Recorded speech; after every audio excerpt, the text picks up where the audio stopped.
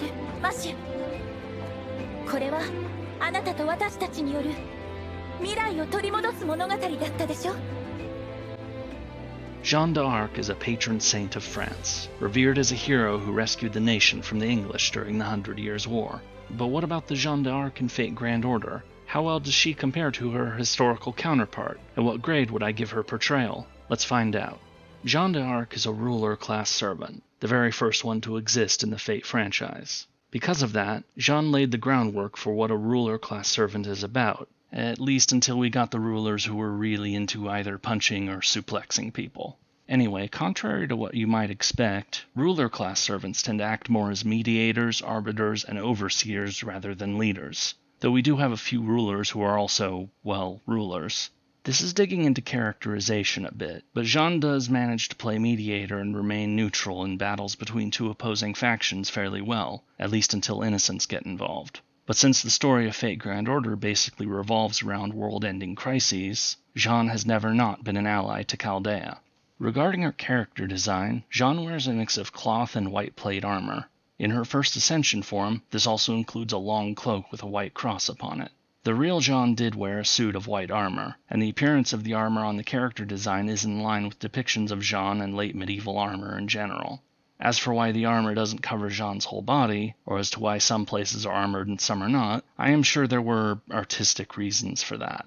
The headpiece is what is most difficult for me to figure out. All I can say for certain is that I have not seen anything like it outside of the Fate franchise. Perhaps it is some kind of armor plate attached to a headband? I'm not sure. At this point I'm just speculating. What is less speculative is the banner that Jeanne carries, because that is straight from the historical record. Being a teenage girl who went from the farm to commanding armies, Jeanne wasn't exactly what you would call a trained warrior. She was, however, a source of inspiration to the soldiers of France, and a surprisingly effective commander given her lack of experience. She would carry her banner while leading the attacks, and although she was wounded at least twice in battle, it is said that Jeanne never personally killed anyone. As for the banner's design itself, we don't actually have Jeanne's original banner anymore. It was lost during the French Revolution. But we do have pretty detailed descriptions of what it looked like. The real banner is described as having been a white banner covered in fleur-de-lis, with the central image being of Jesus with two angels on either side of him. While we don't have Jesus or angels on Jeanne's banner in FGO, it is still a white banner with several fleur-de-lis upon it, so I'll call it close enough. And it might be better this way, actually. It could even be a marketing decision, not wanting to have such obviously religious displays on their characters' designs, but this is just my supposition. To sum it all up, while some creative license has been taken with Jeanne's design, it is pretty solid, even if I don't understand what the deal is with that headpiece. Moving on to her skill set, Jeanne's first skill is Revelation.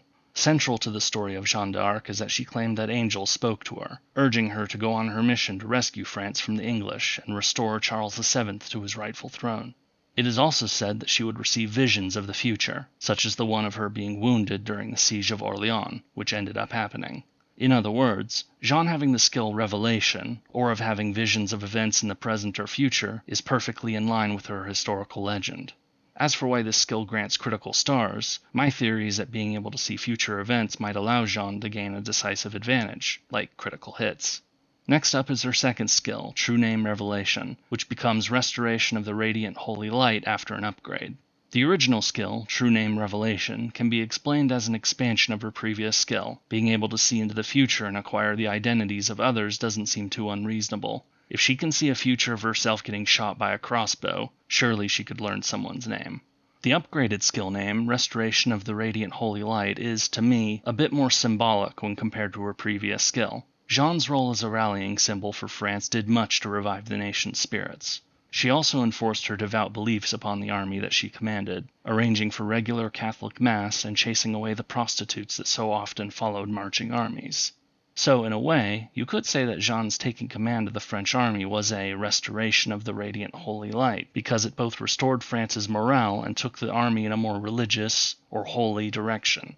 Jeanne's third skill is Divine Judgment, which I am a bit nitpicky about. On the one hand, Jeanne did claim that she was following a divine mission, but the idea of her having a skill that she can use to bring divine judgment down upon her foes seems off to me. I don't think Jeanne herself would ever claim to be able to wield or command anything divine, but perhaps this is something she has acquired as a servant, being a representation of her canonization as a Catholic saint. that since she has been widely recognized as a saint, that she now has some ability to wield power that some might consider in the realm of the divine. Leave your thoughts in the comments about this one. Jeanne's noble phantasm is luminosité éternelle, which roughly translates to eternal brightness or eternal light, something like that. Anyway, she raises her battle flag, putting up a barrier to protect herself and her allies from harm. The name of the MP seems to be an invention of the designers, but the concept of Jeanne rallying allies around her standard to guide and inspire them is very much on point. Now, Jeanne in FGO, like almost every other character in the game, only has one MP in gameplay, but she does use a second noble phantasm in Fate Apocrypha. This MP, La Pucelle, is a self-sacrificing MP that has her draw her sword and unleash a massive flame attack upon her foe, someone who has been proven too dangerous to defeat by lesser means. The flames channeled by this MP are meant to be the same ones that killed her in life, and so her using them in this way means that she will fall as well. The name, however, is what I want to bring attention to, because La Pucelle, or the Maiden, is a nickname that Jeanne had in life. In fact, it is how she addressed herself to others, Jeanne the Maiden. The last name of d'Arc appears to be something created after her death, and is actually just her father's name. So the name Jeanne d'Arc is basically Jeanne of Dark or Jeanne, daughter of Dark, something of that nature. It is a messy story relating to how names and languages change over the centuries. Anyway, my point is that Jeanne's second MP from Apocrypha, La Pucelle, has the better name in terms of historical accuracy, but I like both of them. Jeanne's whole skill set is very defensive, making her one of the best tank characters in the entire game who can keep her allies safe. Now, while her being a figure to rally around is very much on point for the real Jeanne d'Arc, I can't help but find this amusing. Why is that? Because if you look at Jeanne d'Arc's military campaigns, they are all offensive operations. She attacked the English besiegers to relieve Orléans, smashed the English army at Patay, marched to liberate Rheims for Charles VII's coronation, tried and failed to retake Paris, and then her attempt to relieve the siege of Compiègne that led to her capture. So while Jeanne's defensive design makes her a strong core to rally allies around, I can't help but feel it would be even better if she could bring some offensive support as well. And now I'm going to go on a slight tangent. As a Year 1 servant who has basically been obsolete ever since Castoria appeared, Jeanne is a servant who badly needs a new lease on life. So just in case some developer from Les Angles happens to stumble across this video, here is how I would improve upon Jeanne d'Arc's existing skill set. For her first skill, I would turn this into a combined party-wide attack buff star bomb skill, making her a powerful support for other servants. For Jeanne's second skill, defense reduction on enemies is alright, but perhaps some other attack buff could be added as well, or perhaps a party-wide MP charge, 20%, 30%, more than 10% at least. But it is her third skill, God's Resolution, that I'd want to do the most with. I'd keep the stun, but I'd also transform this skill into a cross between First Hassan's Death's Abyss and Melusine's Ray Horizon, a Guts skill that, if the Guts is activated, gives Jeanne 100% MP charge and swaps her MP from Luminosité Éternelle to La Pucelle. La Pucelle would work as it did in Apocrypha, a massive attack, probably AoE, that ends up killing Jeanne at the end of it. In other words, I'd want to transform Jeanne d'Arc's in-game skill set from being an outdated tank into a strong party support who, when things get ugly, can become a super-powered Arash or Habatrot. I decided to throw this bit in because I'm already comparing the servant Jeanne to her historical counterpart, and because Jeanne is a servant who desperately needs some love from the developers to improve her outdated kit. If you liked me throwing my thoughts in on this, let me know. I might do something like this again for other older servants who could really use some buffs. Anyway, back on topic now. Jeanne's craft essence is Revelation from Heaven, which features a wheat field underneath a cloudy sky with wing-shaped beams of light breaking through the clouds. I've already talked about Jeanne's mission having started with her receiving visions from angels. This craft essence could very well be depicting the moment when Jeanne first received those messages while living in the village of Domremy. For a historical link, this is a solid choice for a craft essence. Getting into Jeanne d'Arc's characterization, Jeanne is the first servant I've covered whose origins in the Fate franchise exist prior to Fate Grand Order. Because of that, I kinda do have to at least give a brief look at Apocrypha before moving on. Jeanne's role in Apocrypha starts out being centered around her role as a ruler, having her act as the referee between the two factions fighting it out over the Grail. She actually does pretty good at not picking sides, at least until non-combatants start getting caught up in it. She tries to get Sieg away from the conflict, seeing that his future would be a bloody one. While she does not regret the choices she made in life, she does try to steer Sieg away from following a similar path. When he decides to follow that path anyway, she scolds him but still accepts his decision. Lastly, her faith is something she takes very seriously, being a true believer that tries her best to do good to others, all the while remaining very humble. Jeanne never calls herself a saint, but in character she seems to measure up to what one might be like. This brings us to Orléans, where Jeanne is the central character. She finds herself back in her own time, just days after her execution at the hands of the English, only to now find France under assault from an alternate version of herself. She quickly allies with the protagonist, being the first of a collection of allies you gain during the story. But because the one destroying France looks exactly like her and is going by the same name, she now also has to deal with the fear and scorn of those who she had once fought to protect. All the same, Jeanne presses on despite all the difficulties and lack of reward. As in life, she is on a mission to rescue France, and she pursues that mission despite the obstacles and personal costs.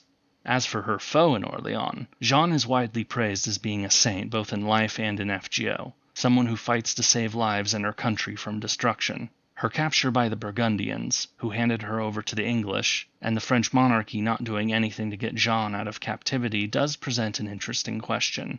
Jeanne has gone down in history as being forgiving, choosing to accept her fate since she knew that such an ending was possible from the very moment she decided to leave home. But what if she wasn't?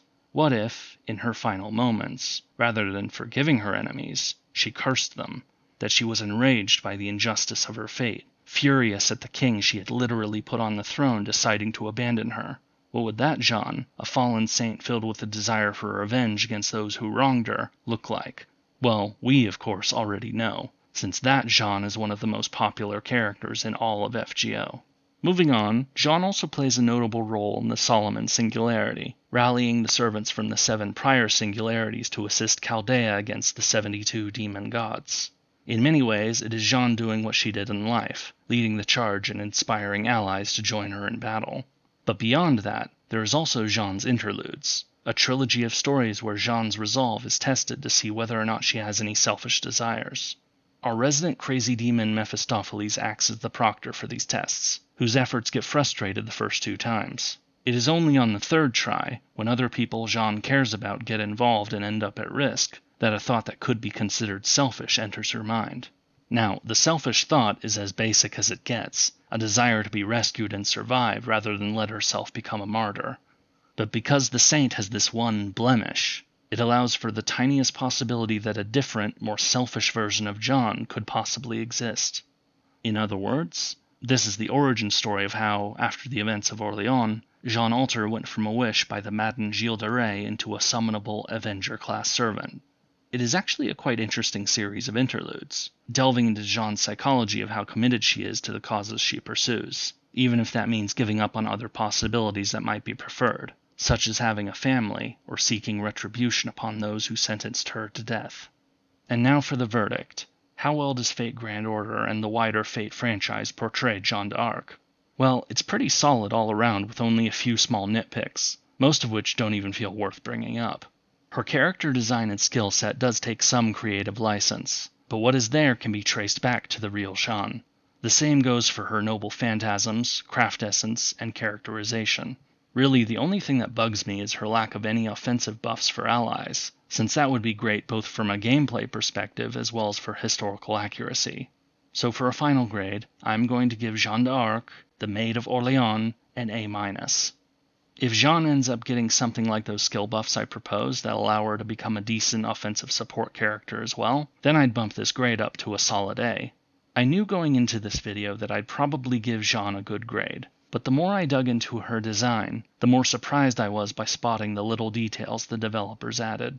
They clearly did not want to do Jeanne wrong, and those efforts are what pushed her from a B to an A.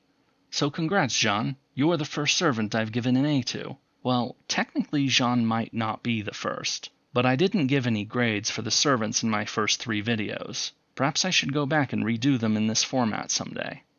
Anyway, if you would like to learn more about another servant who served France, check out my video on Chevalier d'Aeon right here. Until next time.